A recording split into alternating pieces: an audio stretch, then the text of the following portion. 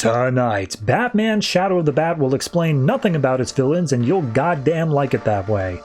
Aquaman literally bathes in the blood of his enemies and it's so 90s that it hurts.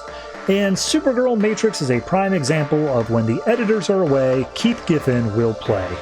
All that and more tonight on the Not So New 52.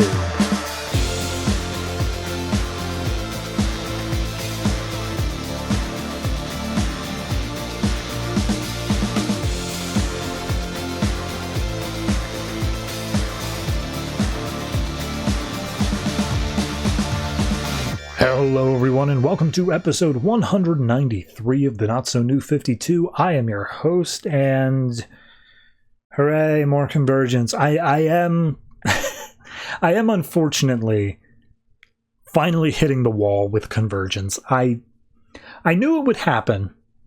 Just thinking about it like, 8 straight weeks of this. How long can I go until it gets old? And the answer is 6 weeks. That's about how long I can go. There are a few comics that I think are barely managing to pull me through this, but there's so much other stuff that, like, I understand why in looking in dollar bins and stuff like that at comic shops, Convergence was one of the earliest ones I managed to find a full, complete set on, because it's just not good. It's just not a good time. Mind you, you still have to listen through the whole episode. You can't get out of it that easily. If I had to sit through it, so do you. So let me just go ahead and tell you what comics are coming out this week, and then I can try to somewhat tell you why they matter. This week we have, in addition to Convergence number 6 from the main series, we have the 0-hour timeline conclusions of Catwoman, Green Arrow, Justice League International, Suicide Squad, Superboy, Aquaman, Batman the Shadow of the Bat, Green Lantern Parallax, Supergirl Matrix, and Superman Man of Steel. Not necessarily in that order. That being said, I think it might be. So yeah, it's...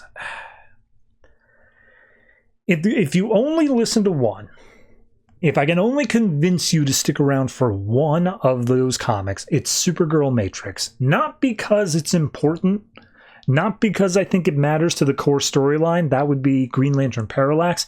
No, it's because that one is so absolute batshit insane. I am surprised that it was actually even written. It's so completely non sequitur to the event as a whole. It almost feels like DC would have to apologize and say, yeah, that wasn't a tie-in. Here's your $3.99 back. I'm so sorry. But yeah, it exists.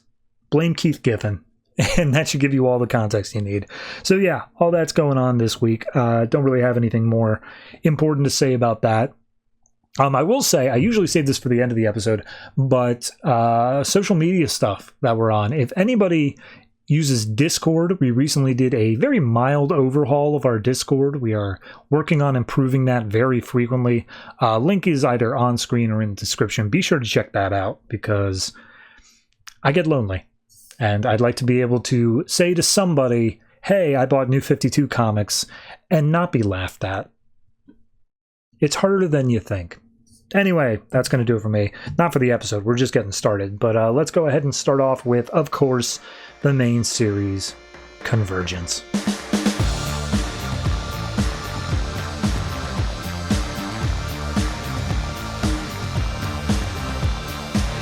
Convergence number 6, written by Jeff King and Scott Lobdell, art by Ed Beans and Eduardo Pansica. So, last issue, Deimos took control of things, and he was saying, like, oh, hey, everybody on the planet worship me, and then you'll be free, or whatever like that.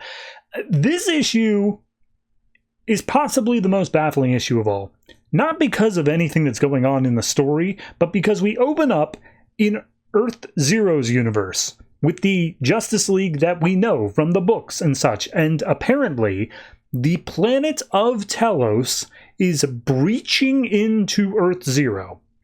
And we see that Martian Manhunter and the Justice League United are up checking it out in space. They're contacting with the normal Justice League saying, hey, yeah, we got something big going on here, but we're still trying to figure out what's going on.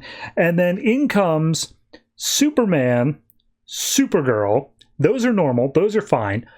a bunch of Red Lanterns, including several who are dead or who have given up their powers at this point, the Oracle, which is just Scott Lobdell doing this thing that he always does, Blue Beetle, Jaime Reyes, Adam 1 from Stormwatch, of all things, and Jediah Karl from Threshold, which, spoiler alert, since I know none of you read Threshold, he's dead. I have no idea what is going on at this point, or where in a possible timeline this could be. But regardless, they all show up and they're like, oh, hey, geez, that planet's poking through. Should we, like, push it back through a portal? Should we, what do we do with it? And Superman's like, oh, it could be populated. They might need help. And we see a bunch of different things from around the multiverse watching it. The Guardians of the Universe, the Green Lantern ones are watching it. They're like, yes, that is a big problem, but we're a bit busy right now. The Monitor, I'm always blanking on his name. He's looking at it and he's like, oh yeah, that's crazy. It's outside the multiverse. What's going on there? And then Darkseid looks on and like someone off screen's like, hey, Darkseid, you want to deal with that? And he's like, nah, we got Darkseid War happening. That's not for me. So everyone just basically stands by and waits, and that's it. That's all that's going on there.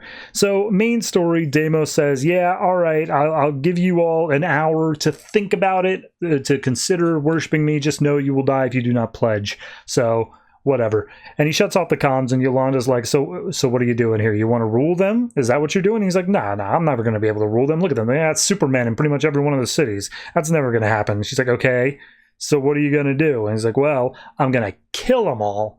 And then using the magic of death, I will reborn into a new universe. So typical Crisis Fair. We see Jay Garrick is running around Grayson. They're moving about trying to find anyone to get in contact with. And Grayson's like, I've been thinking about Telos a whole lot. He really is a tragic figure now. We definitely need to talk about him.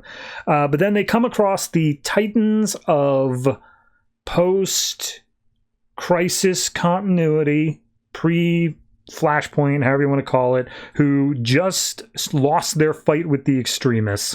And so we see the rest of the Earth 2 people are helping out in that fight, doing what they can. They don't know who to side with, but they go with the one who's not killing people. And so they fight against the extremists as best they can. Jay Garrick is like, oh, hey, whoever these guys are, they're powerful. We need to retreat. And as they think that, we see a whole bunch of the other pre-Flashpoint heroes come in, and they're like, oh, hey, what's going on here? Who are you? Why are you helping out? And the extremists are like, oh, there's 2 Supermen here now. We got to bail. So they go through a portal. We then get Val-Zod talking to pre-Flashpoint Superman. And he's like, hey, yeah, I'm glad we could help, but I've got a wife and son now, so I got to get back to that. And Jay Garrick talks to, I believe it's Wally, saying, yeah, if you're the Flash and I'm the Flash, that means there's more Flashes out there. They'll be willing to help. So we get a little powwow meeting thing where everyone's basically like, hey, yeah, we should be able to do something. If we all team up together, all the heroes, we should be able to take on this living planet. And Grayson comes up saying, like, we're not fighting the planet. Like, Telos is gone. We're fighting Deimos now. Keep up with the plot, guys. So at that point, Superman gives a little rousing speech saying, like, all right, everyone, get word to whoever you think you can help. We're not giving up.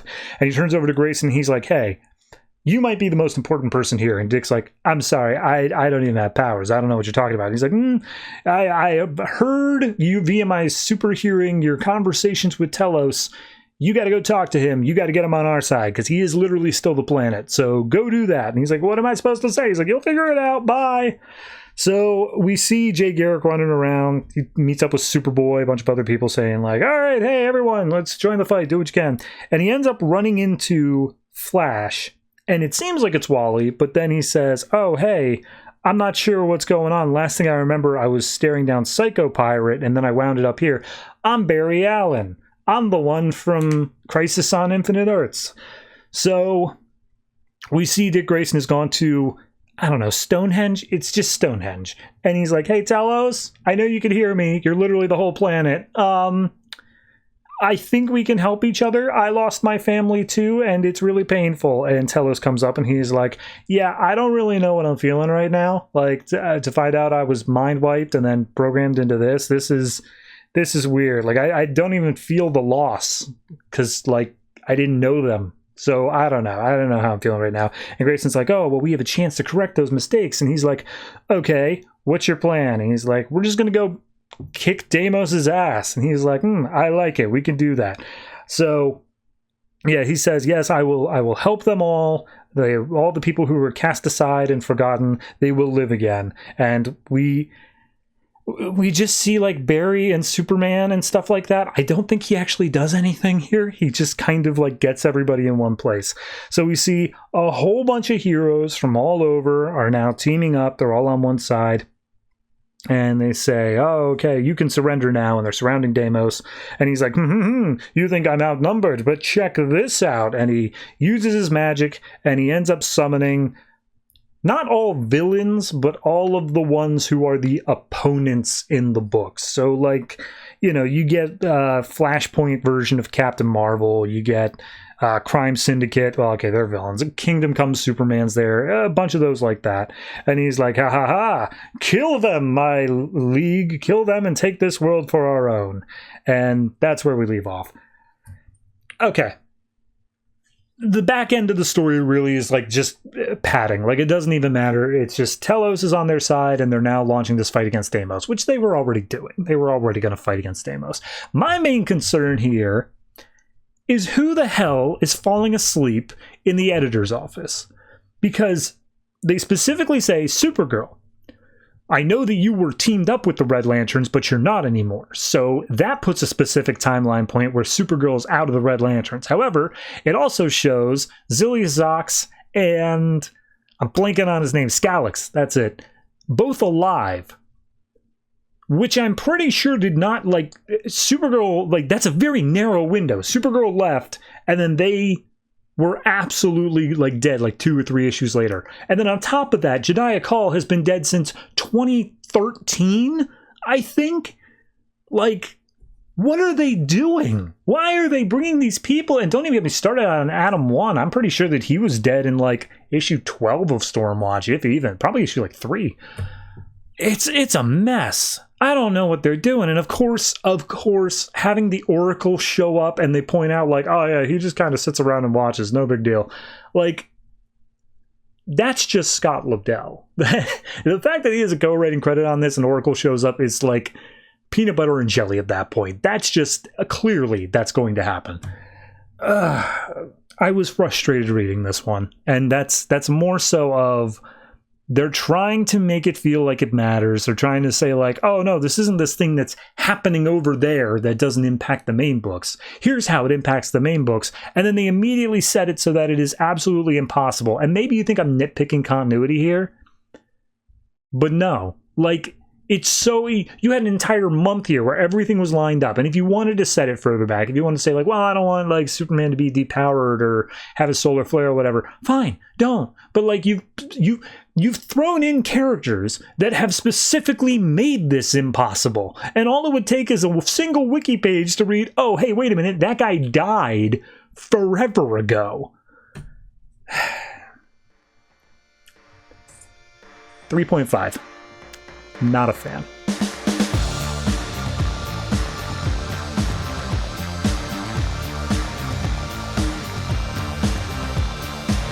Convergence Catwoman number 2, written by Justin Gray, art by Ron Randall. So last issue, Catwoman was trying to save this scientist from one of the mob bosses, and then she has to fight Kingdom Come Batman.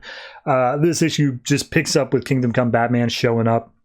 And he's like, wait a minute, this isn't right. I don't know you. And she's like, yeah, what's with the armor? And as she's getting scanned by Batman, he looks over Metropolis and is like, yeah, she's half my age. Metropolis is like weirdly in the past. Like, I don't know what's happening here.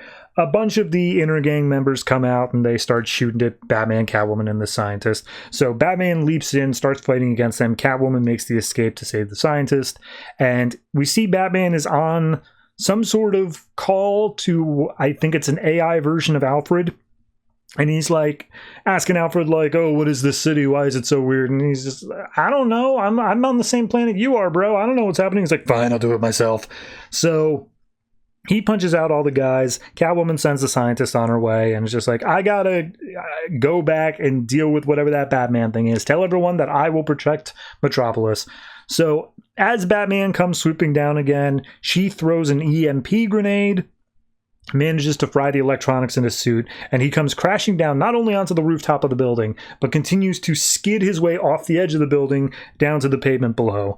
And she leaps down, lands on top of him, just like, hey, who the hell are you? We need to talk. What's going on? And he's like, we're from different realities. And she's like, okay. And he's like, you're taking that remarkably well. She's like, yeah, ever since the dome, I've been doing okay with that. Anyway, what's going on? And they kind of just like exchange personalities for a second. Like she's just like, yeah, you know, I'm this kind of Catwoman, blah, blah, blah. What kind of Batman are you? Because you seem older and a bit more gritty and whatnot.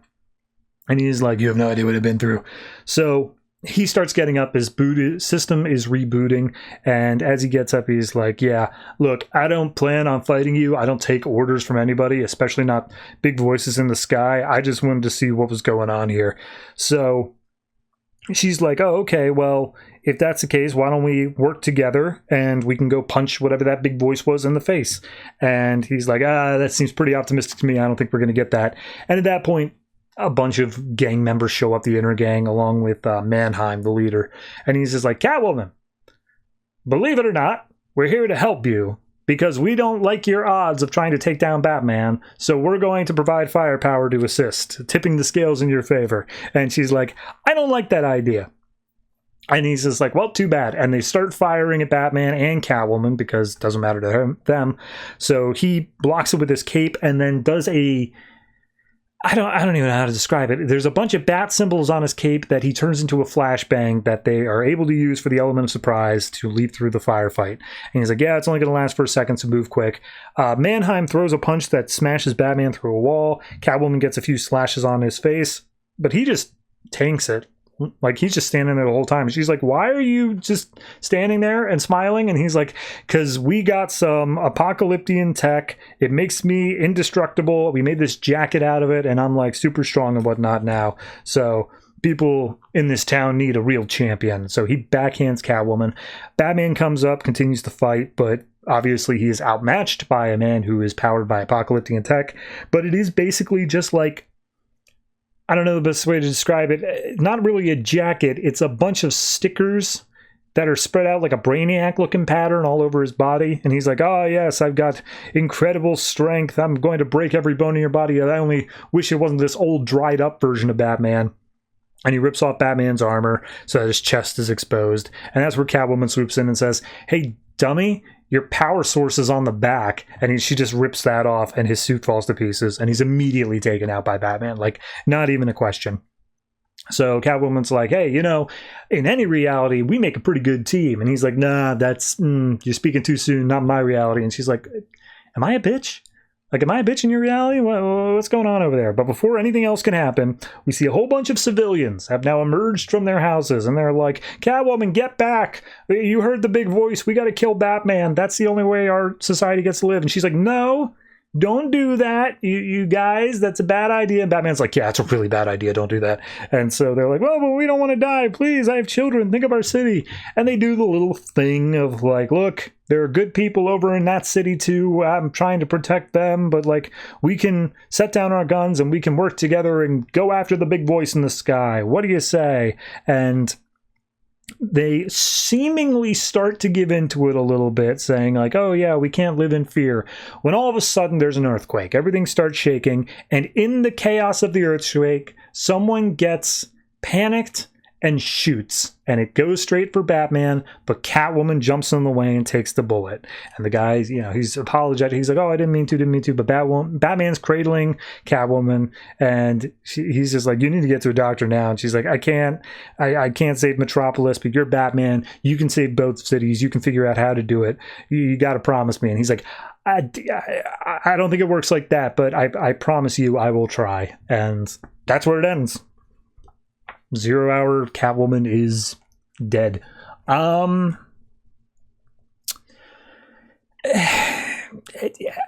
ending I like the way it ends with Catwoman like doing the sacrifice play and doing that. Like it works in a character idea of what I imagine the Catwoman character could evolve into.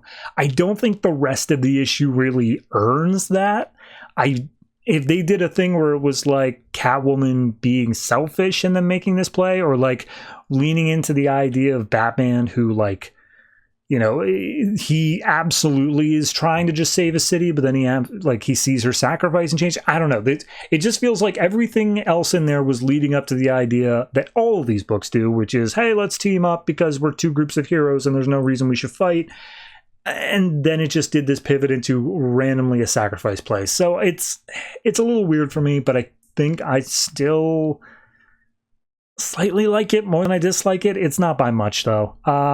Art-wise, it's also a little bit weak. It's just very basic, not a lot of like line work or compositions or anything like that. It's very much just a quick and dirty sketch style. So I'm gonna say this is a 6 to me. It's missing something. It's missing a punch. The last page feels like it belongs to a totally different book, but it's not egregiously bad either.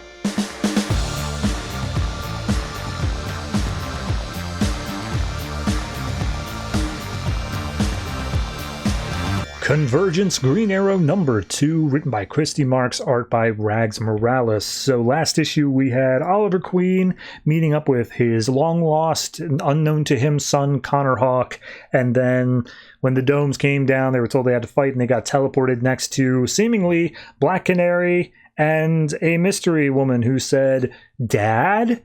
to Oliver. So we open up over in the Kingdom Come universe. This is where that pair came from. They're looking out and they're saying like, oh yeah, everybody who was a troublemaker in our city is now cutting loose now that their powers are back. It's a whole big thing going on. And we find out that the daughter's name is Olivia, Liv for short, and Black Canary is still Dinah. And just like, oh man, this doesn't make any sense. It's all random and chaotic. Like, whoa, why would someone want a tournament like this? And Liv says, like, oh, you know, things don't have to make sense, but whatever, we got to get out there before the city burns down. And as they start to make their way out in front of Bruce and Oliver of their world, they suddenly start teleporting out and end up in this other city. So they come across Oliver and Connor, and they're like, what? Huh? What's going on?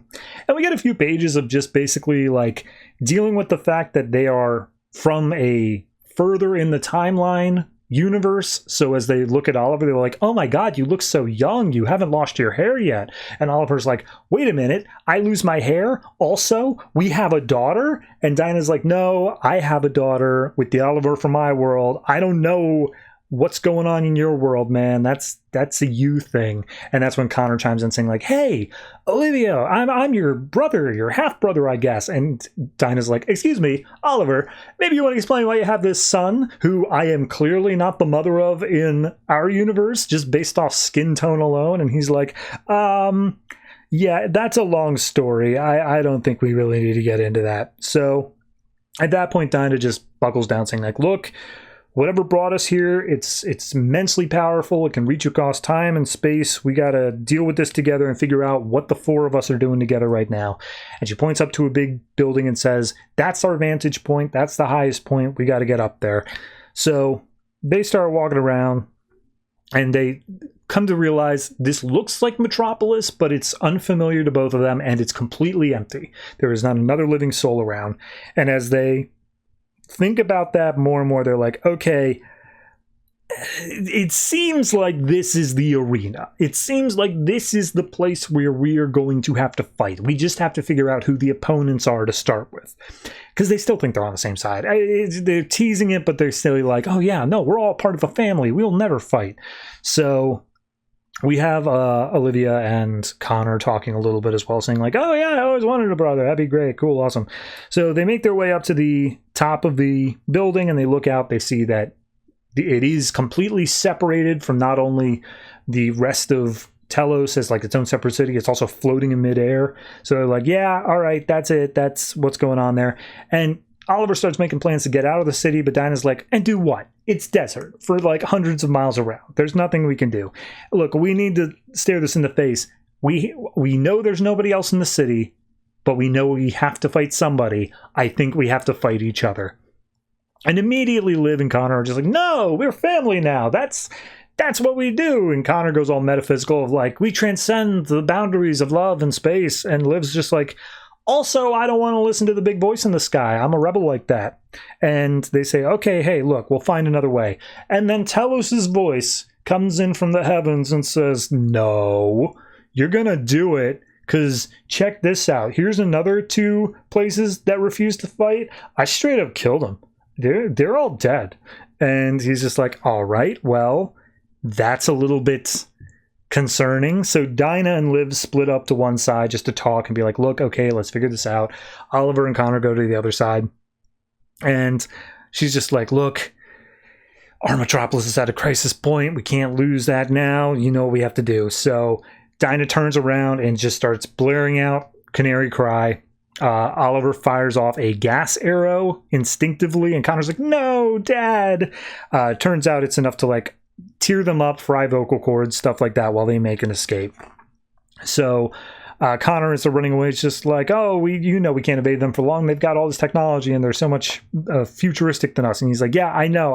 And I'm not trying to kill them or anything, but like, we got to figure out a way to make them not kill us, because that Canary Cry, you do not want to be on the wrong side of that. So at that point, I guess he tries to like walk down an alley and all of a sudden it starts crumbling. That panel's a mystery to me. It kind of just comes out of nowhere.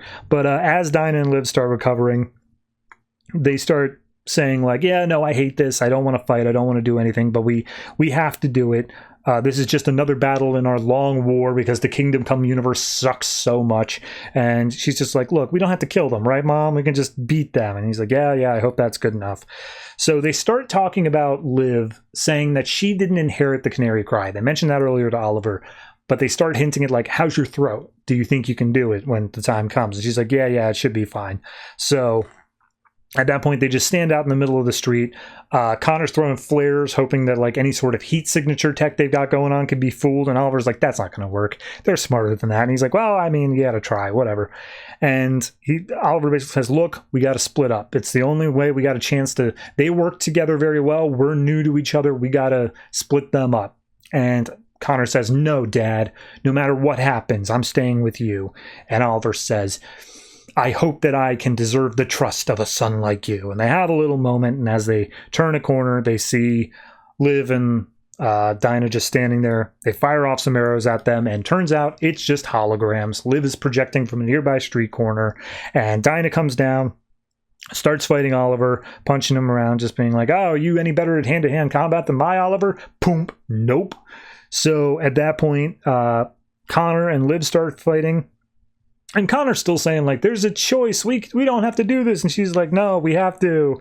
So at that point, Liv says, Mom, he's clear.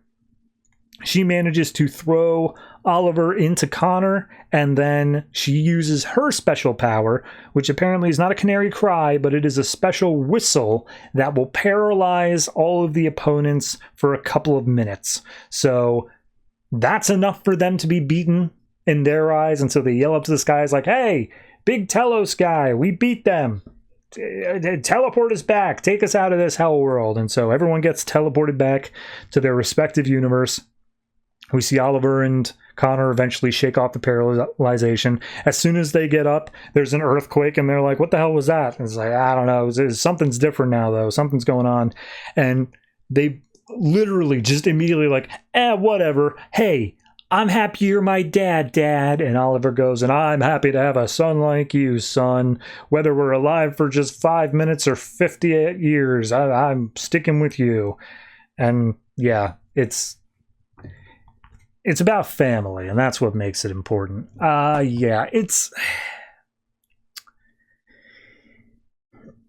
I think my major gripe here, and I did like majority of the issue. I think the ending is a little bit weak in that it's just kind of ignores the whole fatherhood thing from the first issue until like we're 3 pages from the end, and then it's just like, oh yeah, we got to pay that off, don't we? I think it's weird to me that the Kingdom Come universe is so barely explained, especially because these are like tertiary characters. But on top of that, the fact that they were able to turn on each other so fast, like, you could have really explored that idea. You could have really delved into this thought process of, we are literally a family with each other. We all share blood, even if it's across the multiverse, but we share that blood and we have to turn on each other. That's unique, I feel like, to this book. That's something that none of the other tie-ins really had. And they kind of just tossed it away for yeah, but you got to do it. Like, okay, fine. If you want to take the easiest possible way out.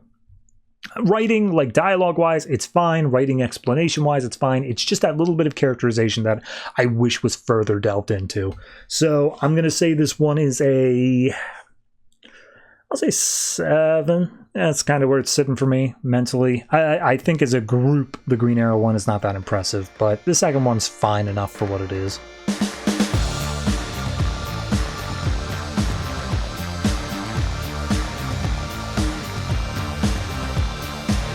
Convergence, Justice League International, number 2, written by Ron Marz, art by Mike Manley. So, yeah, this issue, last issue, was basically setting up this idea that the Justice League International was doing the best they could. They were still trying to solve the situations going around the world. Blue Beetle was in charge. And then when the domes came down, everyone got their powers back. Everyone was willing to immediately charge in against the enemy, who it turns out is the Kingdom Come... I want to say Justice League, but I don't know Kingdom Come well enough. It's a group of heroes from that universe led by Wonder Woman.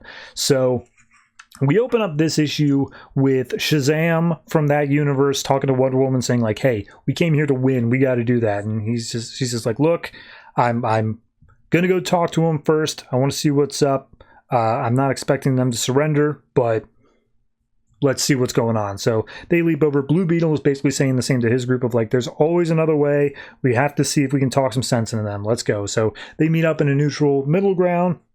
Blue Beetle's like, Wonder Woman, hey, you anything like the one I know? And she's like, no, not at all. I am so much more grimdark than you could possibly imagine. So it's like, yeah, okay, look, we don't have to do this. We don't mean you guys any harm. We don't want any harm. Like, maybe we could work together. Maybe, you know, you're just going to listen to a big voice in the sky? That sounds pretty stupid. Like, why are you a puppet for a big voice in the sky? And she's like, don't try any of this. Like, my world has been through enough. I am absolutely tired of this, and we're going to do what it takes to avoid any more destruction happening to our side of things. And that means taking you guys out. That's what it's going to be. I'm giving you the opportunity to surrender right here, right now, though. And he's like, I can't do that because I've been doing the same thing for my world. Like, I've been defending it. So, yeah, no, that's it. And he's like, all right, so be it. We'll start fighting. And he's like, whoa, hold on. If we got to fight, I want to protect my city. Can we just do it, like, out there, out in the desert? And she's like, yeah.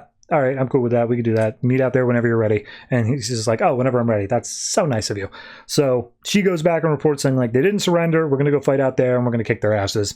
And then Blue Beetle comes back saying, yep, we're going to go out there, and they are probably going to beat us, but we have to find a way to win. So they go out to the desert sometime soon afterwards. And one of them's like, heroes have had to fight each other all the time in my universe. This is nothing new. And she's like, well, gang, we're outnumbered and outgunned, but we don't have to like this, but we just gotta win. And so they rush in together, start fighting. It's basically just a mishmash of all these different people matching up at different power levels.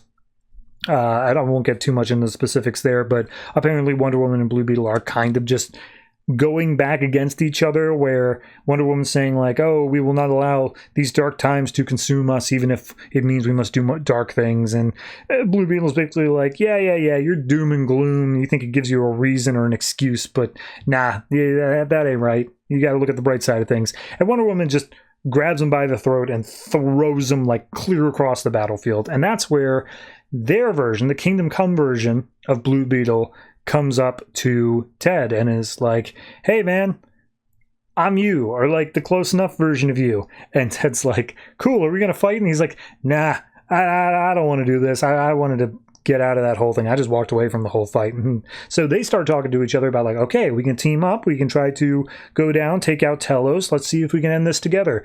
But because they are outside the bounds of the fight and they are not fighting, the Telos drones come in and start laying down fire on them. As they are running and gunning, trying to hide, Ted's like, hey, you know, you got to have a sense of humor about this sort of stuff, especially considering what today is. Is it special for you too? And he's like, oh yeah, same for me. So then they start cracking jokes at each other, or at the very least starting the jokes. And then the other one's like, I already heard that. And they say what the punchline is. So they keep doing that until eventually there is an earthquake. The pillars of rocks around them start crumbling, and it ends up knocking out all of the drones, but also pinning the Kingdom Come Blue Beetle underneath a big-ass boulder.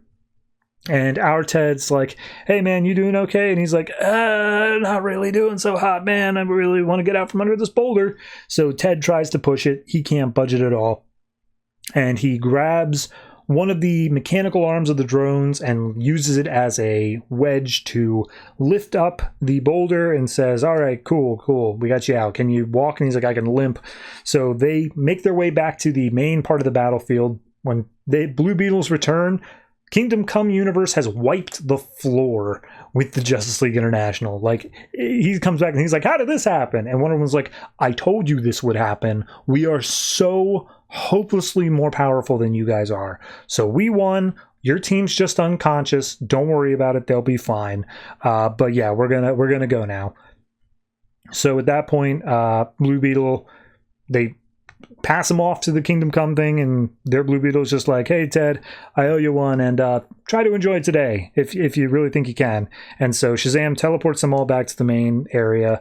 We see that the Justice League International goes back, and they're like, well, we lost, but we're not gone yet, so I guess we'll keep on doing what we do until whatever happens. And Ted's like, hey, guys, thanks. I need to be alone for a little bit, though. Okay, is that all right? And he's like, yeah, just going to do that. So he goes off, and he's like, I didn't expect anybody to remember anyway, not with everything going on. And he opens the room, and as he steps in, a bucket of water hits him in the head, and then all of a sudden, confetti, streamers, all this stuff. And there's a note attached to some balloons saying, hey, Ted, sorry I couldn't be there today. I've had to bounce around quite a bit recently, but that's the benefits of being a time traveler, is I can stop in and set stuff up when nobody's looking. And all of this was apparently because it is actually Ted Kord's birthday, and Booster Gold came in and was just like, so happy birthday. Sorry about the whole dome thing. I'm sure we'll meet each other soon, but, that's what buddies are for. Your pal Booster. And we see Ted just starts laughing. He's so happy that he got someone to say happy birthday to him on his birthday, and it's this beautiful full page of a giant blown up poster of Booster and Blue posing together for a photo. So yeah, it's I think it's surprisingly earnest for what it is. I don't think that it is something that needed to have this like deep philosophical conversation, like the sort of stuff that Wonder Woman, Blue Beetle were kind of getting into, of like, oh, we have to do this. It's the evil thing, but it's for the right reasons, and we're defending people, but we don't want to. I don't think that's the right tone for this, and I'm kind of glad they ditched it. I much more preferred when it was just two Blue Beetles bouncing jokes back and forth together, trying to find a way out of this, and they don't succeed. Like, it ends up not working out the way they wanted to, but it's a better tone in general. It's the kind of thing I would want from this. So, yeah, the ending with Booster Gold, I mean, that's, he could have come back whenever. I don't think it's anything that's specifically setting anything up. But, yeah, it was a semi-enjoyable read. I think combined with the first half, it's better. I think this second one is kind of the lesser half between the two. But I'm going to say this one is at least a 7. It's kind of where I'm feeling with it. It's good, not great, but I'd say combined, the two are definitely worth checking out.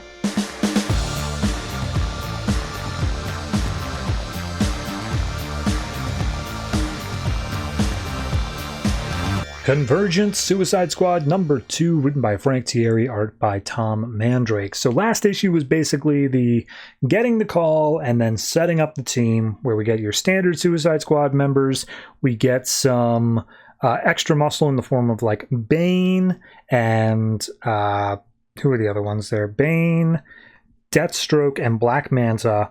There's a couple weirdos that I guess were members of the Suicide Squad. Star Sapphire's in there, Poison Ivy, and then the piece de resistance was Cyborg Superman. And then the big reveal at the end was they also managed to convince the Lex Luthor of the Kingdom Come universe to betray his universe and help them destroy it. So we open up with Now, which is Amanda Waller in a firefight saying like, yeah, I thought I was aware of what I was getting myself into, but this got out of hand pretty quick. And we see it's like 13 people on either side going up against each other. It's absolute chaos. So we cut to then, which is still just the setup. Turns out that they are piloting a giant yellow ship that is being driven by Lex Luthor over to the Green Lantern's OA space station thing, whatever they got built up over there.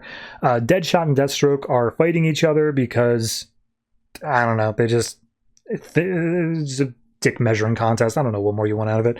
And Amanda Waller walks up being like, all right, let's make one thing very clear right now. I am the one calling all the shots. If any of you have a problem with that, speak now and forever hold the remains of your brains in your hands. Okay, and everyone shuts up and they just leave off. Meanwhile, the only one who wasn't getting into like the riffraff was Cyborg Superman, who's standing over top, just eerily watching everything. So we go in and we talk to Lex Luthor as he's piloting stuff, and he's just like, Amanda, I bet you're wondering how you think you can trust me, considering I betrayed my own universe. Well, the fact is you can't. I'm leading you into a trap. Don't you think that's funny? Maybe I'm telling the truth. Maybe I'm not. Who knows? And Amanda's like, all right, whatever, man. Thanks for the help, I guess, but whatever. Who cares?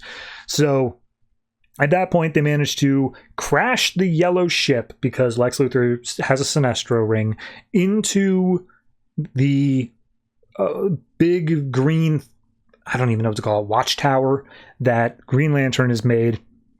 And so all the teams start dispersing out from the ship. We see that the Kingdom Come heroes that were present also start the fight, and that's where we cut back to where we open this issue with. Everyone's got a matchup. Everyone's doing something. Black Manta's like killing their Aquaman, and Deathstroke and Deadshot are like, again, just trying to get one over on each other. Bane's throwing punches at the Atom. They're going up against the Flash. It's literally heroes that I could not even tell you who they are in the middle of this fight. But regardless, we see that Cyborg Superman jumps into the fray. He goes up against Robot Man and Alloy. He calls them that by name. I did not recognize. And he just starts like using their technology against them and using them as weapons against their team. So Lex points out the door that Green Lantern is behind. They all blow it down, and Cyborg Superman's like, haha, I've taken control of technology, which gives me just enough power to do this. And he seems to disable the bomb in his head that Amanda has placed there. And he's like, now that I'm free, I'm going to kill all of you. And he starts going after his own team members as well. Star Sapphire comes in saying, no, you don't. She's like, what do you think you could possibly do to me? Like, you think I can't defeat you? And she's like, oh, well, I think that I can at least take you with me. And she says, this is for all the people of Coast City, you bastard. And she seemingly suicide bombs herself, blows up. Everyone else kind of goes back and is unconscious. And it seems that Cyborg Superman was also taken out. Green Lantern managed to be hiding, or at least sheltered from the blast. So he's still okay, but he is an elderly man, and so Lex Luthor comes in and he's just like, screw you, man, and starts throwing punches at Green Lantern, and Lantern's just like, man, you disgust me. Everyone else, I get what they're fighting for, but what are you fighting for, you traitor? And he's just like, I'm fighting because I want this world that never accepted me in its final moments before it dies to chant my name as the one who doomed it to begin with. Everyone say it with me now. Luthor. And then he gets shot in the head by Amanda. So, yeah. Oh, sorry, it's not Amanda. My bad. I misremembered that order of events. It's Captain Boomerang. Captain Boomerang has a gun. And he's like, man, screw that guy, am I right? So we cut over to Amanda, who was actually wounded earlier. This is where we opened up issue 1 with. And Amanda's like, Boomerang, why did you betray us? What are you doing? And he's like, hate to tell you this, but I've got terminal cancer. Your Suicide Squad thing only works if I have a life to go back to and want to continue living, but like, I'm gonna die anyway. So I'm gonna take this all with me. I'm gonna make sure you guys are getting out of this as well. And Green Lantern just standing off the side, and he's like, Amanda, I'm sorry things ended this way. And she's like, hey, I don't blame you, man. You're defending your city. This guy's a dick, though. I don't like you, Boomerang. And he's like, yeah, that's fair. And so he fires off the shot. Lantern ends up stopping the bullet in midair. And Boomerang's just like, what the hell do you think you're doing? He's like, there's been enough bloodshed. We don't need any more. We've already beaten you. It won't be necessary. And all of a sudden, there's an earthquake. which I don't understand how that happens because they're in a floating city above Telos, but, you know, whatever, just take it. And as they're doing that, it manages to distract Green Lantern for just a second. And that's where Amanda Waller goes, ha ha, you idiots. We cut back over to the main control panel where Oracle's there. She gets a message from Amanda basically saying like, hey, I want to tell you why I didn't fill you in on this mission entirely. You know, I've always convinced myself I've been doing the greater good and whatnot. And while I've always known that I've had my fair share of blood on my hands, I've usually been using other people. Not this time. This time I'm going in and I'm doing things myself. It's time that I make the sacrifice. And we see that she opens up her jacket to reveal a suicide bomb vest. And she's like, well, sorry, Green Lantern, but Boomerang, you can burn in hell. And she activates it and blows up the entirety of the Green Lantern Watchtower headquarters. So we cut to some indeterminate amount of time later. Barbara and her superior are at the grave site, or at the graveyard, I should say, and she's just like, yeah, well, you know, it's not like she didn't deserve it, but still, she was close to me at the very least, and they are just saying like, yeah, I mean, suicide bomb, what was she thinking? Absolutely crazy, but, you know, she did it, and they try to figure out whether or not it was necessary, whether or not it saved them in the long run, and they point out like, well, we're still here. Our city hasn't been destroyed, so that's got to count for something. But then Barbara's like, you know, wouldn't it be funny? You know, she's always been resourceful. What if she survived? I mean, what would she think of what we did? And the other guy's just like, I could see it now. And we cut to show that not only is there a gravesite, but they've made an entire, like, giant-ass statue memorial of the entirety of the Suicide Squad team with Amanda Waller in front, saying, in memory of the Suicide Squad, they lived as villains, they died as heroes. And the last line is from the guy saying, like, yeah, she'd say something like, why the hell did you waste money on that stupid thing? That's it. That's the issue. I like it. I don't like it for the matchup. I think that, you know, all of the heroes fighting against the Suicide Squad, honestly, I couldn't give less of a crap. I think the entire makeup of the squad is completely useless. It doesn't matter. What I like about it is the little twists at the end with Boomerang betraying the group, and then Amanda finally getting in there and being a part of it herself. That's what I think is the strong point of the issue, because I didn't see it coming. Like, you don't expect Amanda Waller to do the sacrifice play on her own. You expect it to be her moving pawns around and then whatever. So the fact that she actually did do this here, and it ends up being one of the very few victories that this world has against the Kingdom Come universe, it makes it just that little bit more impressive. So yeah, I'm gonna say this one is... I'm going to say this one's a 7.5. I think collectively they're not a great pair of issues because it's so much lead up to just, okay, well, the last 5 pages are good. But the last 5 pages for just this issue at least get it to the 7.5 mark for me. So yeah, it's something at the very least.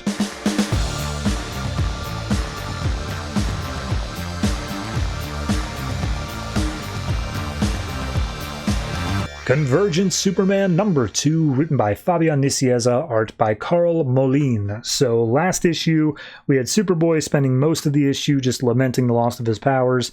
As soon as he got him back, though, in comes Kingdom Come Superman, along with Kingdom Come Red Robin and Flash. And it's a fight. It's what they do. So most of this issue is narrated by Double X, who is saying like, oh, I'm such a powerful telepath, but like I'm just reading minds from the back end here, and oh boy, Superboy screwed. And we see the fight going on, and the large majority of this is them pointing out that Superboy and Superman's fight is going to be so absolutely devastating to the city that even with the Kingdom Come Flash and Red Robin going around saving civilians, there will be nothing left of the city in like 3 minutes. And that's the big problem right now, is they're like, okay, well, is Superboy going to be able to recognize that and maybe try to not cause that much damage? And we go to an airfield where Superman is just bashing a 747 upside Superboy's head. And he's just like, okay, well, who the hell are you supposed to be? And Superman is just like, I am Kal-El of Krypton. My world, it's got its own problems and whatnot, but the only path for mutual survival is for you to surrender. Okay, just accept defeat and we can work together now. And he's like, yeah, funny, I was thinking the same thing. And he slams together 2 planes on Superman, which of course does nothing. It's Superman. And he's like, look, I was hoping that you make the smart choice here, that you make the heroic choice. And Superboy at least believes that what he's doing is right. He says, I'm fighting for my city. I'm making sure that we don't lose this, that we don't die. I'm saving lives here. And he's throwing stuff at Superman. And Superman's like, look, this is not your fault that the battle is happening in your city, but it is. And because of that, to save lives, you need to step down. It's what a hero would do. And Superboy gets so pissed at that. He flies up, he starts throwing punches, and he's like, yeah, I'm the only protector this city has. How do I even know you're the real Superman? And Superman, he's getting punched a few times, but he catches Superboy's fist, and he's like, look, that's enough. I'm not going to validate myself to you. This is in the best interest of your city, and I'm looking out for it just as much as you are. And he's like, oh, well, I really do reckon I appreciate that, but if you don't mind, I'd like you to tell me more about it from way over there. And he manages to blast Superman accidentally deeper into the heart of the city. And he's like, all right, probably shouldn't have done that. All of a sudden, Flash comes in, starts throwing punches, and he's like, oh, geez, all right. So they're over top the river. Flash is running on water. Superboy uses his telekinetic ability to disrupt the water's surface, causing Flash to go and, not sink, but, he's not running on top of the water anymore. So Superboy flies over to the Metropolis Stadium where Superman landed. Flash is already there because, of course, he is. He's the Flash. And so Superboy's ready to start fighting again. And this is where Double X and the assistant Serling are like, hey, can we run some simulations and just see, Superboy, Superman, and also throw Flash and Red Robin in there in the fight? What's the estimated destruction level look like? And this is where they get that 30 minutes scenario of it's not going to be good. Superboy is fighting, and yes, it is about defending the city, but this Superman is triggering a lot of his insecurities and his ego about being treated like a child and not like Superman and whatnot. But also he's thinking about the fact that we don't know anything about what's going on. Why are we being forced to fight as soon as the domes fall? Why would someone capture us for something so petty? What is going on with this? And as he's distracted by these thoughts, Superman's just landing punches, going crazy on him. It's causing more and more destruction. As they are going through and fighting, there's an earthquake, and Red Robin's like, oh, geez, at least I thought we at least had this mildly under control, but no, earthquakes happen as well. This is crazy. So at that point, we cut back to the fight, and Superman's just like, look, Superboy, please stop. I need you to understand this. Superboy's like, I can't let you win. It's what Superman would do. It'd protect his city. It's what he would do. So they bash into a building. We see that down on the ground is the 0 Hour version of Jimmy Olsen and Lois Lane. They're taking pictures of the fight, and as the fight returns to the street, Superboy's like, I'm just as tough as you are. Let me show you. Let me do that. And Superman says, stop fighting me and just talk to me about this. And he pushes Superboy away. And as he's about to charge again, he sees Lois standing there. And Double X gives the context of Superman lost his Lois decades ago. Lois lost her Superman a couple months ago or whatnot, a year ago. So there's a little bit of emotion here as this reuniting happens, even when they know they're not the real ones to each other. And Lois is just like, hey, Superman, care to explain what's happening? And he's like, well, I'm trying to talk to Superboy here and get this resolved peacefully to make sure that everything... And Superboy just lobs a rock at his head and just says you're a liar.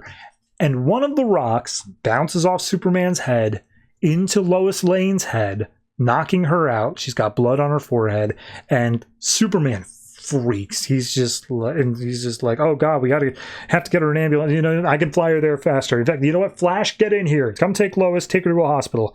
And he turns over to Superboy and he's like, you child. If we keep on fighting, this is what it's going to happen to every other person in this city.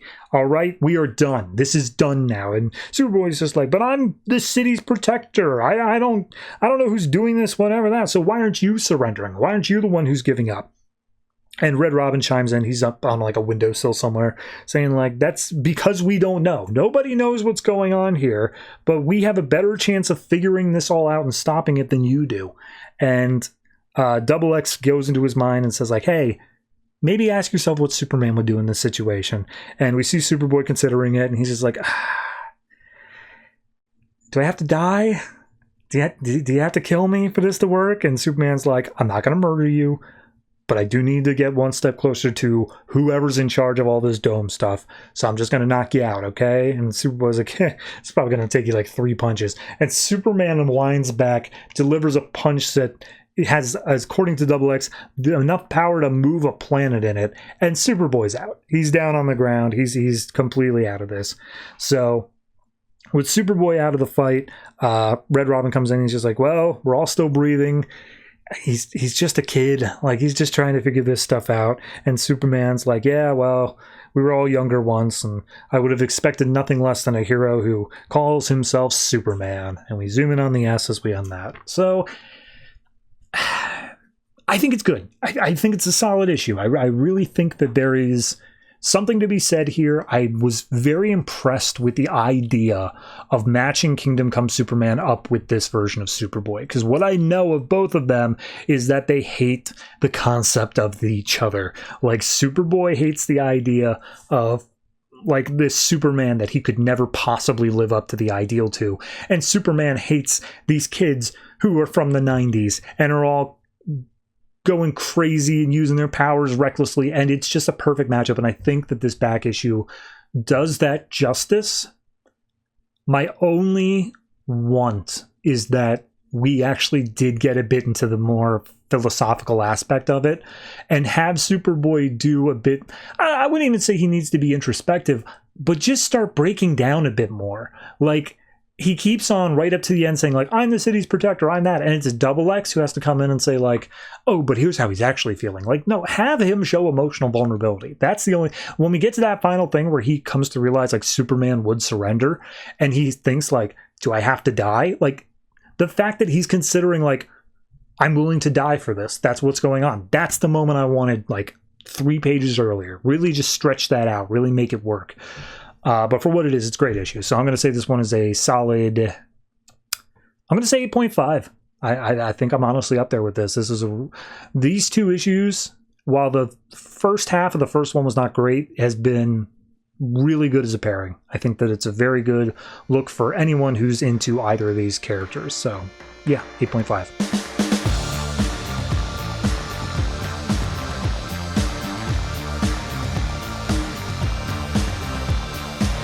Convergence Aquaman #2, written by Tony Bedard, art by Cliff Richard. So last issue we had Aquaman working with Star Labs. He got his powers back, and we discovered that he is to fight a guy named Deathblow from the Wildstorm universe. Yeah, sure, whatever. So Star Labs is basically battening down the hatches. They're handing out guns to a bunch of different employees, and they're like, oh, we are scientists. We don't know how to use guns. And they're like, tough, learn. And so the lead guy, I think his name is Dane, if I remember correctly, he's like, hey, Aquaman, you're the military dude. You know how to fight. What are we overlooking? How could someone get into our system? Because we're pretty locked down right now. And Aquaman goes, I was fighting against some lava monsters one time, and they broke in using our sewage system. And then on cue, a scientist goes, hey, someone just broke in via a toilet. And so we cut over to Deathblow, who's stabbing some guards, saying like, yeah, well, this is the best way to break into any building, hiding behind a toilet, because you get all pissed off that you have to sit and wait behind a toilet, which makes you kill the guy even harder. So his name is Michael Cray. His thing is Deathblow, and he's so 90s it hurts. So Aquaman and all the other Star Labs people, they start rushing down the stairs.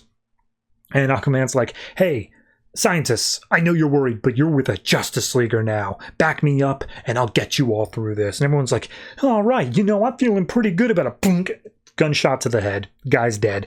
Deathblow is right in the middle of these scientists, and he's just swiping through them. And he's like, I bet you're wondering why I'm not going after Aquaman. It's because if you kill all the small fish, it makes the big fish panic. And then we see Dane going, everyone panic! And everyone starts falling back, running away. He takes it. Deathblow pulls out a gun, aims it at Dane, but Aquaman lands a solid right hook, which sends Deathblow into a wall. And he's like, all right, yeah, your file said that you were strong. And Aquaman's like, what do you mean my file? So Deathblow starts firing off shots with his Uzi, attacking with a knife and stuff like that. And he's like, oh yeah, I read your government file. It says that you got tough enough skin to keep bullets away, but I bet I can tenderize you with my knife first. And Aquaman then throws another punch, which straight up snaps Deathblow's neck. He's gone. He's dead. He's on the floor. He's out. And Dane's like, oh my God, you killed him. I mean, good job. You did it. And so Aquaman screams at the sky. He's like, what now, planet Telos? How do we declare a winner? Is this all over now? Did we do it? And then Deathblow gets up and he's like, hey, genius. Yeah, that's my power. I can't die. I mean, like, not permanently. So Aquaman's like, all right, everyone bail. And he starts running out of the room. He's providing shield to all the other scientists as Deathblow's shooting at him. He closes the door, keeping the scientists back. And he's like, look, go back to the command center, seal everything off. I'll take care of this guy. And he's like, yeah, all right. So scientists go off. Deathblow's like, all right, mano a mano, let's do this. How you want to fight? And Aquaman just takes off running down the hallway. And he's like, all right, I mean, I get it. You learned I can't die. I respect that. So they run down into a nearby room, and apparently Aquaman led him down into the power plant area of Star Labs, and we get a little stealth stalking session. And he's like, yeah, Aquaman, I thought maybe, just maybe, you'd be the type of guy I could sit down, have a beer with. I'd hate to have to kill you. And Aquaman comes out, and he aims his hook hand, and he's like, oh, you should have brought a six-pack. And he fires the hook hand out. It misses Deathblow by an inch, and he's like, geez, man, going for the jugular. You were using deadly force. And he's like, oh, but I wasn't aiming for you. And he pulls the hook back. It punctured into a wall and allows some water coolant to start spraying out into the room. And everyone in the science room is cheering because they're like, yeah, he got access to water. That's great. So now that he has access to water, he's like doubly powerful. He's got Deathblow in his hands and he starts like choking him out. Deathblow plunges a knife into Aquaman's arm enough to get him to drop him, and that's where Deathblow runs off, and he's like, all right, well, I did read the files, as I said before. I know what I have to do. And so as he runs out, the scientist is like, hey, Aquaman, he's heading towards this room. You can get there and you can cut him off. And Deathblow's like, I can hear you, right? And he's like, yeah, so you better just give up. And Deathblow says, oh, well, I read the file, and I remember your little insurance policy you set up against Aquaman. And it turns out he ran into the server room, starts hacking into files. Dane tells one of the guys, hey, disable a file called Dry Dock. Do it now. Don't ask questions, but it's too late. And we see that Dry Dock has been activated. And everyone's like, what the hell is Dry Dock? And Aquaman, just chilling back in the room he was in, is just like, hey, Dane, it's getting like really hot in here. Why is it like 1,000 degrees hot? Like, I'm going to turn on the sprinklers. And he pulls the fire alarm. Sprinklers don't turn on. And he's like, what's going on, man? So Deathblow shows back up. And he's like, yeah, go ahead and tell him, Dane. Tell him what you did. And Dane says, hey, Aquaman, remember when you were off your meds and you took over that aquarium and I had to convince everybody you were cool? The only way I was able to convince everybody that you were cool is if I set up a contingency plan to contain you. And it basically just superheats everything and removes all moisture from the air. I really want to point out, Aquaman, that at that point I didn't know you, and everyone thought that the most dangerous member of the Justice League was not Batman, it was you. Because you are mentally unstable at that point. So at that point, Aquaman's kind of just on the ground, he's struggling, nothing he can do. And Deathblow's just like, all right, yeah, I got all this, I can do this. And Aquaman's like, I'm so far from the ocean. And that's where Dane gets his little light bulb. And he says, wait a minute. No, you're not Aquaman. And Deathblow goes, yes, he is. There is literally not an ocean anywhere near here. And he says, no, Aquaman, the ocean is inside all of us. And Deathblow goes, wow, that's the stupidest New Age crap I've ever heard in my life. And he's like, no, you got we all evolved from sea life, Aquaman. And so we all our bodies, the cells in them, still think that they are within the sea life. You get it? You understand? And he's like, oh, okay, I think I get it. And Deathblow like picks up Aquaman, and he's just like, oh man, does this guy ever shut up? And so Aquaman takes his hook, jams it into Deathblow's jugular, and starts bathing in his blood.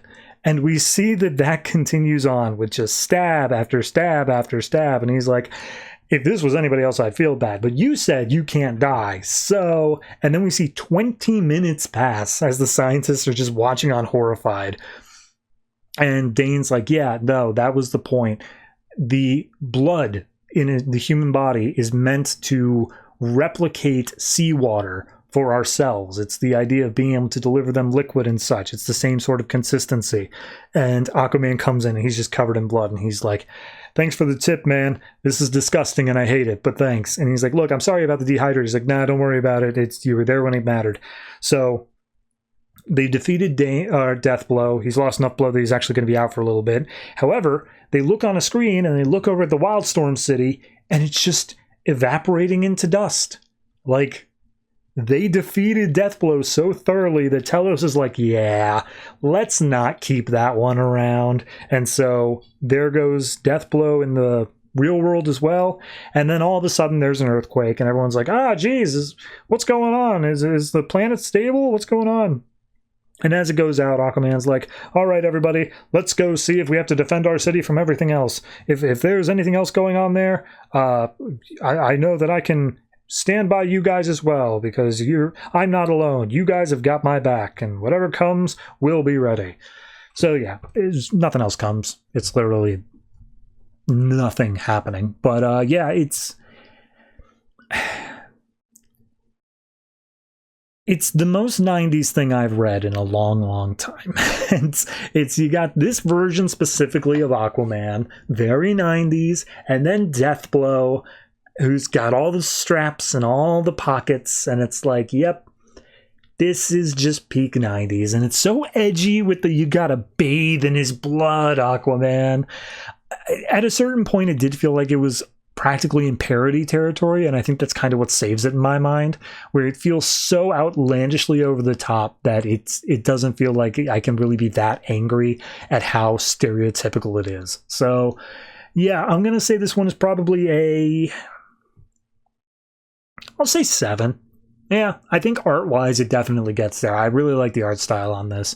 But even just writing-wise, it might come off as a bit too cheesy for everyone else, but I was getting a kick out of it with just how stupid it was getting. So yeah, 7.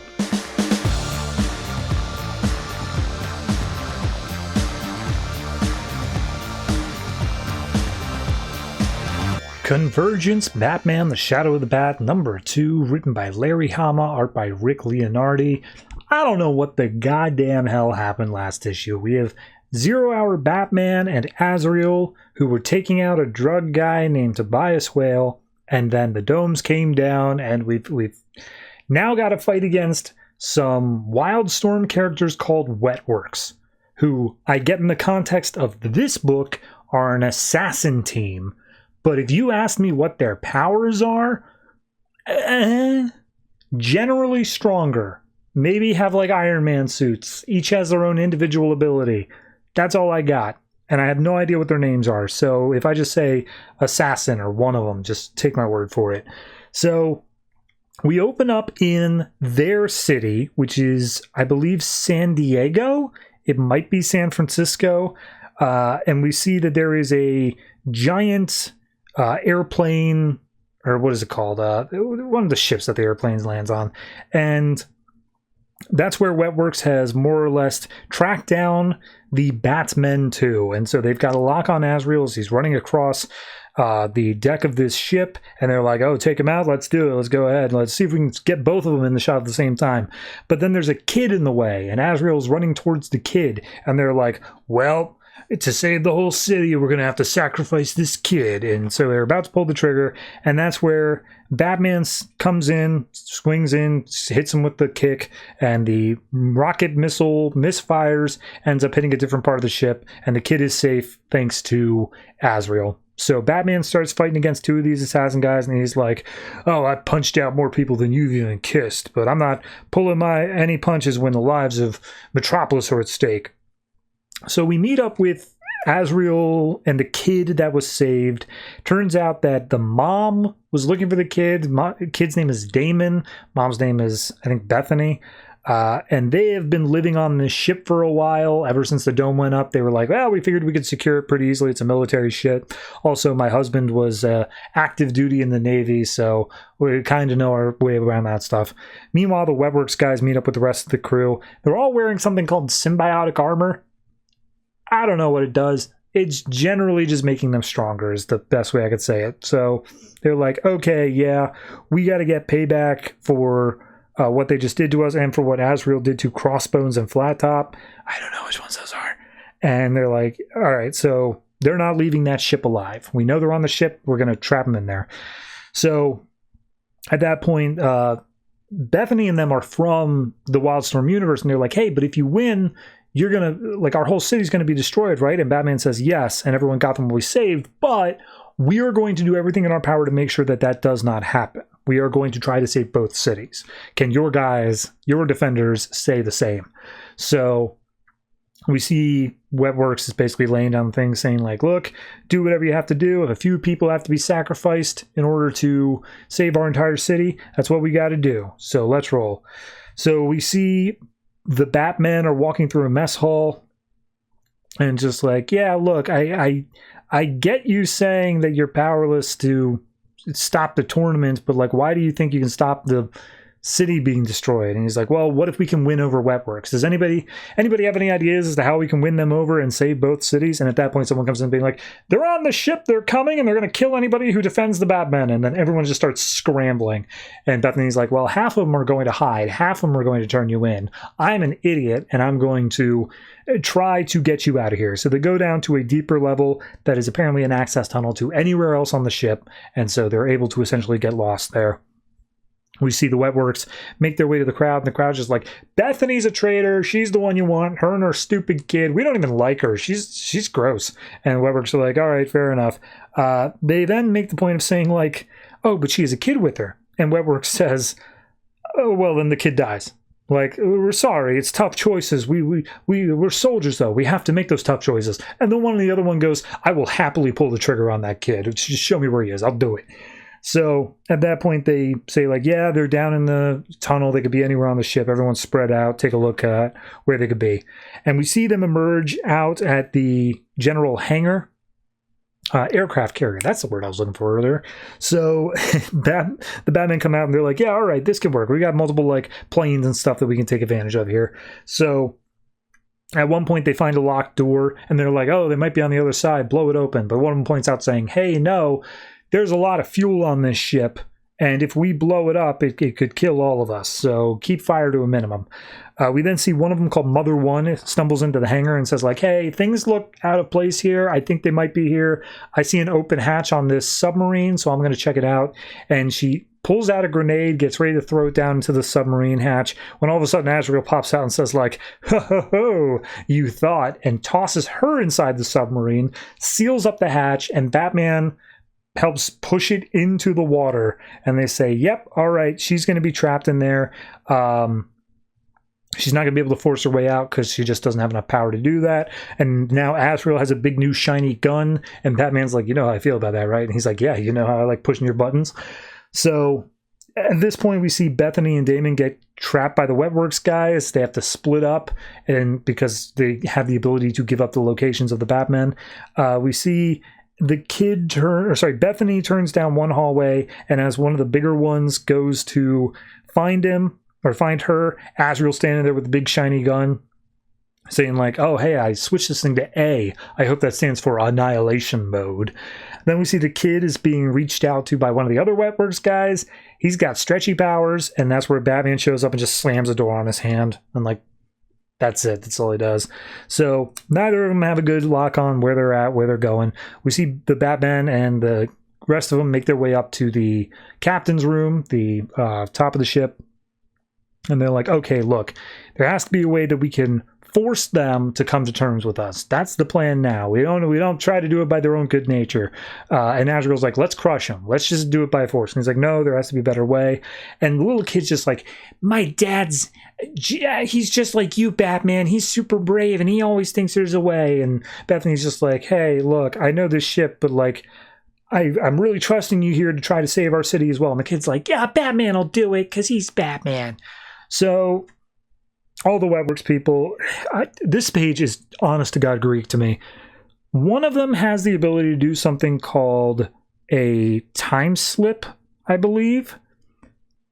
I don't know what that means, but they say you can do it, but you need to wait 2 minutes and then pop up to the hangar up above. And then I'll be waiting there and we can like launch an attack on the Batman. So she counts out 2 minutes, and I was thinking, oh, time slip would imply you're going back in time, and this is a thing where like you had to count out 2 minutes in order to, because they talk about like it zaps her power or something like that. So like maybe she can only slip back a specific time period or something, but no, because it says 2 minutes later, and then she just appears there. So she waited 2 minutes to go 2 minutes later, but like it was later in the flash, so it was just zero gain, zero lost. So either way, Batman's just fighting against all the Webworks people. At this point, as Batman's trying to hold his own, Azrael meets up with one of them, who seems like the leader. And he's like, hey, I've got a grenade. I've armed this grenade. And I am holding this grenade over top of the fuel system for this ship. If I blow it up, me and Batman die, sure, but our city is safe. If I don't blow it up, then you guys have a chance of winning this. Therefore, it is in my interest to blow this up and kill everyone unless you listen. And the Webworks guy's like, okay, what is your demands? And he's like, we work together. We try to take out whoever's on the domes. It would give us all a fighting chance. That's it. And so Dane's like, all right, yeah, everyone stand down. We're not doing this. That's what's up. And the kid and the mom come out and they're just like, is it over? Are we safe? And he's just like, yeah, I guess. Sure, why not? We're going to team up and we're going to try to fight against Telos. And the Batmen are just like, yes, look, it won't be easy, but it's unacceptable for us to let Telos win. And that's when Azrael's like, Batman, I'm not going with you. I started my fight willing to destroy this city, but now this child has made me want to save it. I will be San Francisco's protector. And Batman's like, I honestly didn't see that coming, but all right, cool. And the kid's like, yeah, you're a hero, Azrael. And that's the end. Sure, yeah, all that stuff happened. Look, if I just accept that Wetworks is just a general superhero assassin team that's very edgy in 90s, all of this makes sense. Like, I don't have to worry about what the specifics of their powers are because it doesn't matter. They're just generally 90s. Fine. But it is a failing of the book to not even attempt to get me to understand this stuff. Like, I have no clue what is going on here. And it is so many names and so many different, like, very specific, like, oh, my gun has an A setting. And then there's another one for, like, B setting. Like, what does that mean? Is that something from the book? I would love to know what the book has to say about it. Like, I'm talking about the Wildstorm, the original book. So, yeah, it's a mess. I think that this one, personally, for me, it doesn't even result in any, like, satisfying ending. It's just Azrael saying, like, I have a heart, I guess. I'm going to give this one... I got to give this one, like, a 4.5. It's just not... It's...